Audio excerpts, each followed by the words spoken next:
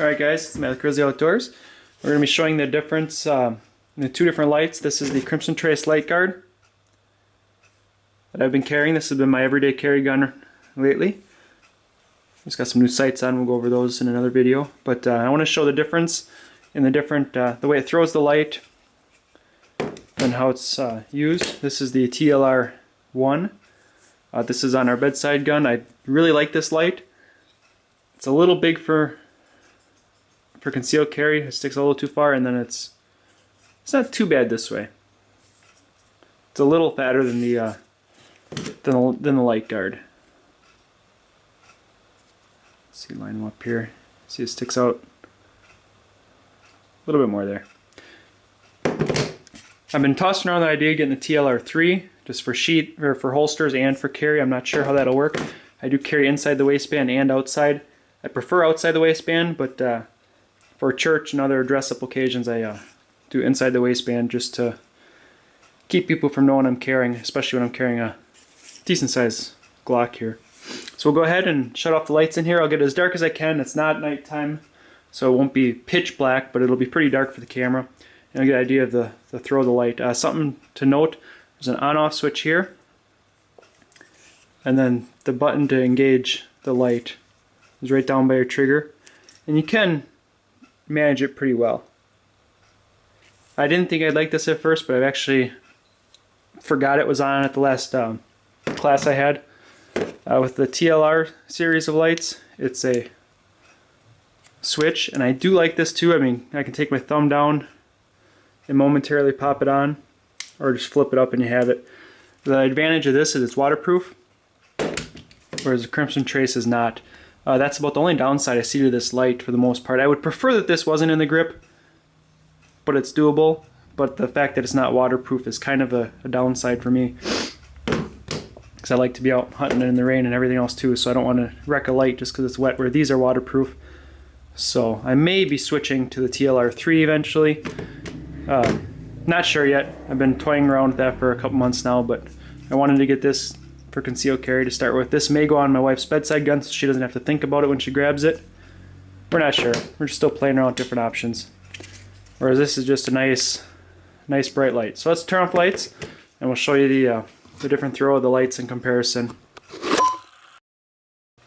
Alright guys, here we're down in the basement.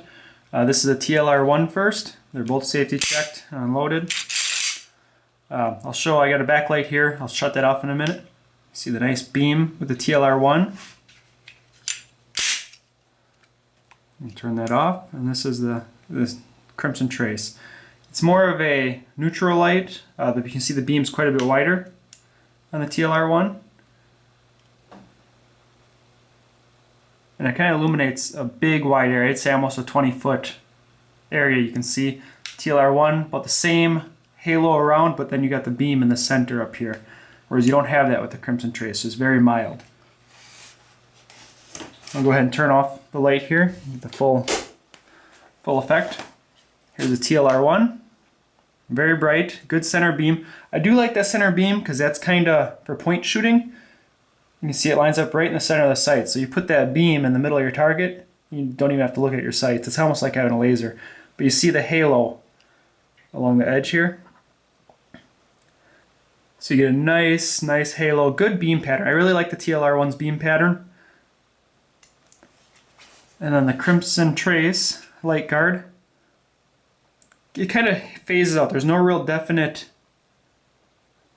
line. You can see a little bit where it gets dark there, and then kind of real mild in the center of the beam. So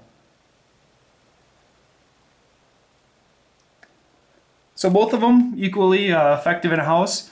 Outdoor, you're going to get a whole lot more throw with the tlr-1, whereas for indoor light, the Crimson Trace is more than enough, more than adequate, will light up your target.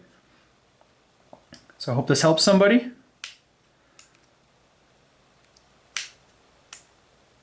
tlr-1, Crimson Trace. tlr-1, Crimson Trace. I got night sights on my Glock with the Crimson Trace. You see them coming to focus there really nice. And then Glock Factory on the right. So again, hope this helps somebody. There's the differences.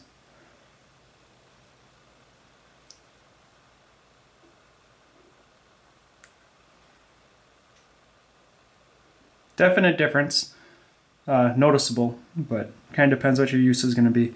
Said outdoor pest control gun or anything like that, I'd put the tlr-1 on it. It is waterproof. Indoor, quick use, and just for having a light on your carry gun, the Crimson Trace is a good option. So turn on some lights here. So either one.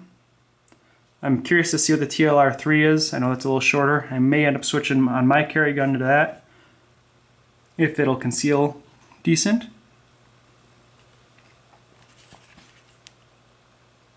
I do like this, but I don't necessarily like the fact that it's not waterproof. I do a lot outside, and quite often it's raining, so I like having all waterproof.